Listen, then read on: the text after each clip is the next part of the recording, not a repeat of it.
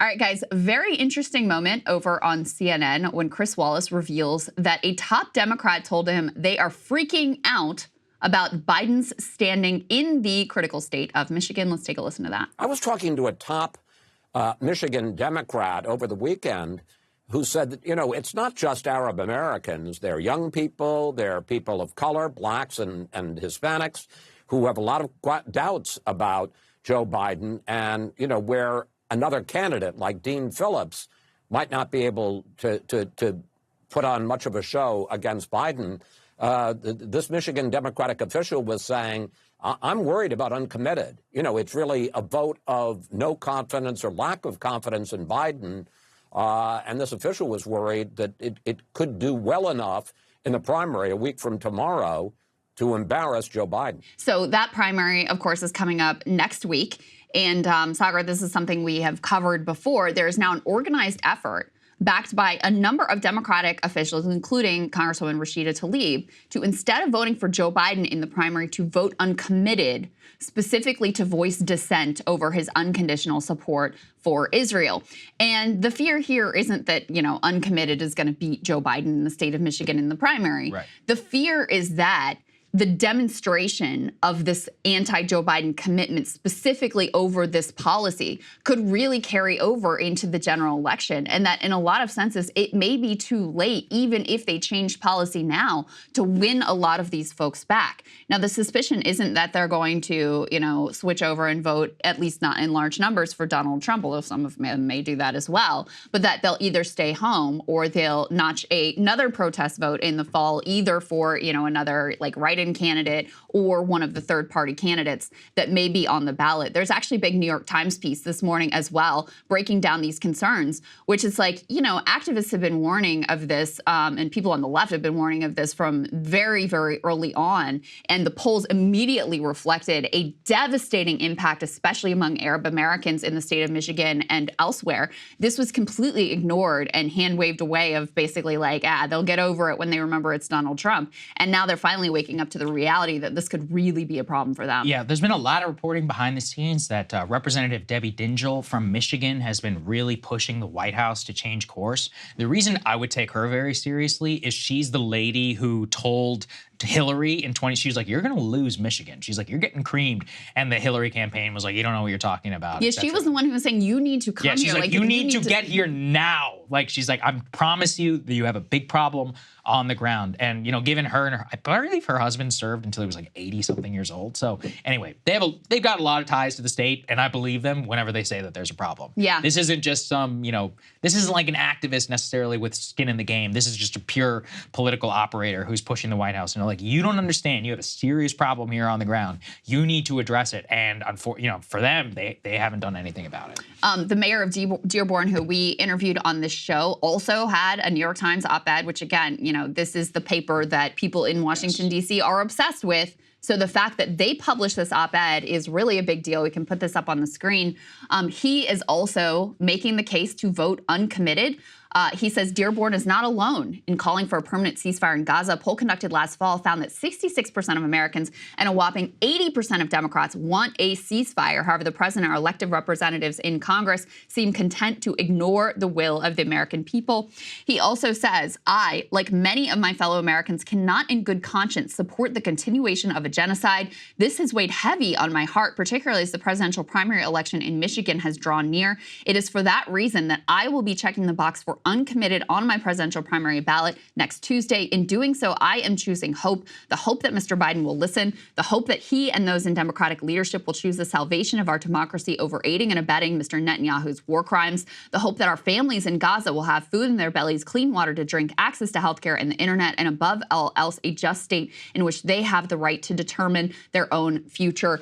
Dearborn being a majority Arab American state. So the fact that their elected mayor, who is a Democrat, is also saying, I'm voting uncommitted is, you know, a real signal of trouble for them. But as Chris Wallace pointed out, you know, this goes way beyond just Arab Americans in the state, which alone would be an issue in Michigan. But we're talking about a whole range of key Democratic constituencies, which are not just at odds with, but furious and disgusted by Joe Biden's stance here. So there's a new Michigan poll that just came out, just to give you a sense here, put this up on the screen. So 74% of Democratic voters say they support a ceasefire. Only 12% say that they support Israel's operations in Gaza. 12% of Democrats back the Joe Biden position with regard to Israel. I mean, that is astonishing. And then put this next one up on the screen that shows you the comparison here. Among 18 to 34-year-olds, Biden's favorability, 32%. Compare that to Michigan's Democratic governor, Gretchen Whitmer, just to show you they're not like just pissed off at everybody. Her favorability among the same group is almost reversed. It's 61%. So 32% favorability and 60%, close to 60% unfavorability for Joe Biden among this group. And it's almost exactly reversed for Whitmer, who is 61% favorable, 33% unfavorable. I think that demonstrates that it is not just a limited, this one narrow demographic group of voters that they have a problem with. They have a big problem. And Saagar, remember that Politico piece that said that they were looking for alternative pathways to victory in Michigan that basically didn't rely on the Arab American population? Well, what, you're not going to rely on young people? You're not going to rely on anybody who's like, you know, even a little bit left of the center of the Democratic Party? Black voters are expressing this is a problem for them because they're looking at all this funding of overseas conflicts and saying, what about my neighborhood? What about my job? Yeah. What about my livelihood? I mean, that was what we heard from some of the RFK Jr. focus group voters, and they are 100% correct about that. And that's a message that, you know, that extends beyond just the Democratic coalition into also how independents